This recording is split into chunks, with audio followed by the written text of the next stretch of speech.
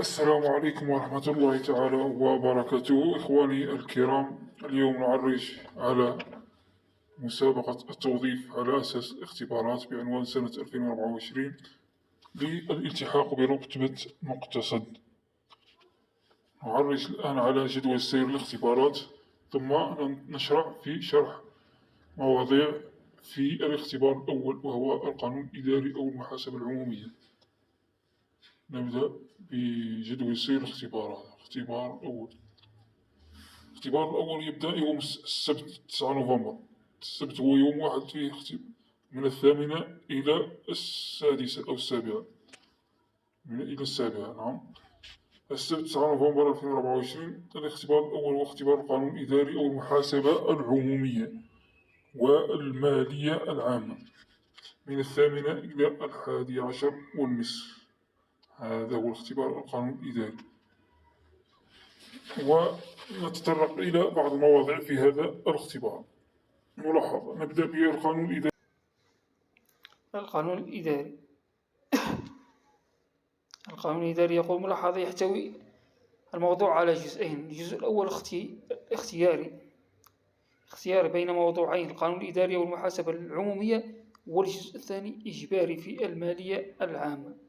يعني الجزء الأول راح تختار بين القانون الإداري أو المحاسبة العمومية، واحدة منهم. أما الجزء الثاني إجباري في المالية العامة. نعم. نبدأ بالجزء الأول.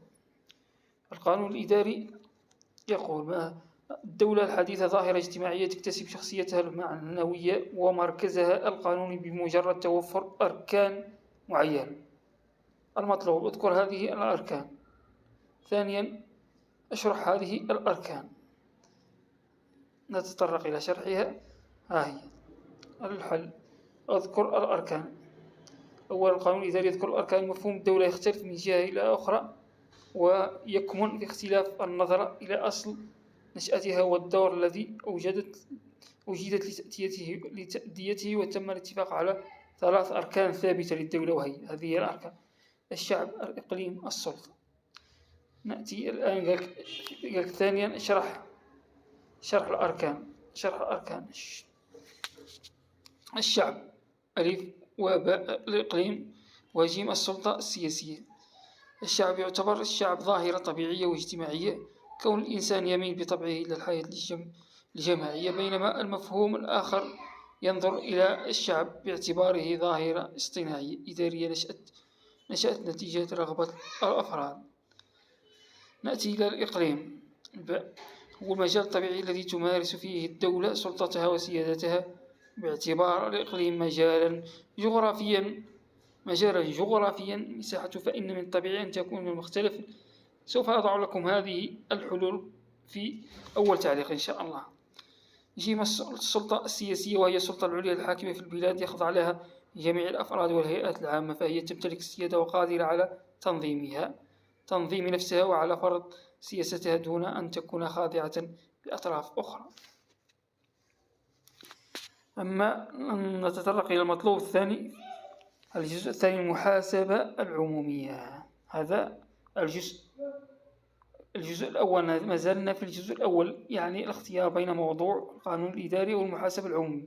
نحن في الجزء المحاسبة العمومية، يعني تختار السؤال الأول اللي هو اذكر الأركان. هذا المحاسبة العمومية يتضمن مرسوم التنفيذي رقم 91/312 المؤرخ في 7/9/1991، الذي يحدد شروط أخذ بمسؤولية محاسبين العموميين، إجراءات مراجعة باقي الحسابات، وكيفية اكتساب تأمين يغطي مسؤولية المحاسبين العموميين. المطلوب: اذكر كيفية الأخذ بمسؤولية المحاسبين العموميين وإجراءات مراجعة باقي الحسابات. ثانيا، اذكر كيفية اكتساب تأمين يغطي مسؤولية المحاسبين العموميين. نتطرق الآن إلى حلها.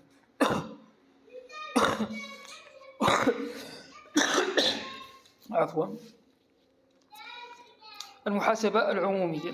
أخذ بمسؤولية المحاسبين العموميين. لا يؤخذ بمسؤولية المحاسبين العموميين الماليين إلا الوزير المكلف بالمالية أو مجلس المحاسبة، وفقا للمادة 46. كمل وحدك.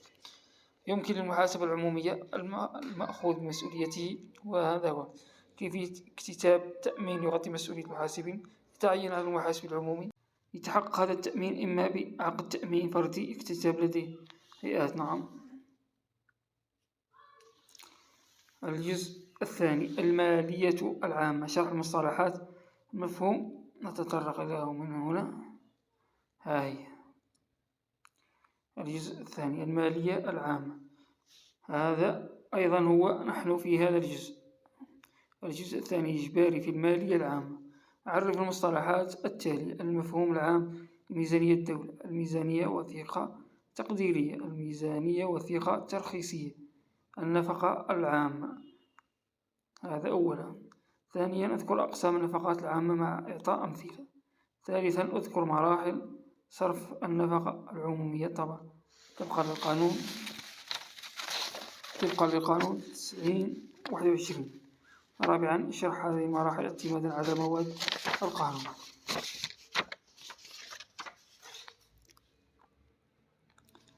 نذهب إلى الحل.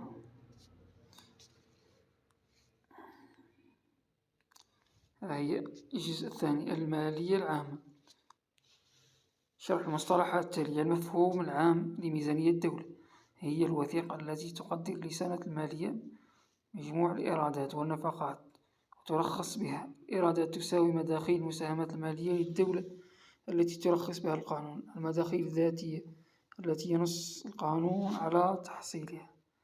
النفقات تتمثل في نفقات التسيير والتجهيز اللازمة لتحقيق الأهداف المسطرة. مفهوم الميزانية ووثيقة تقديرية تحدد الميزانية وسبق الإيرادات الممكنة وطبيعة النفقات وحدودها. نقص تقدير الإيرادات في نهاية السنة المالية يسبب حالة خسارة للمؤسسة، كما أن الإفراط في تقديرها يسبب فائضا لا تستفيد منه المؤسسة. مفهوم الميزانية وثيقة ترخيصية، بعد المصادقة على الميزانية من طرف الوصاية تصبح الوثيقة ترخيصا للأعوان المكلفين بتنفيذها والقيام بتحصيل الإيرادات وتحقيق النفقات.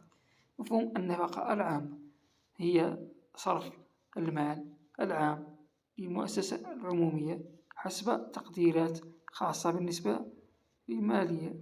تقوم النفقات حسب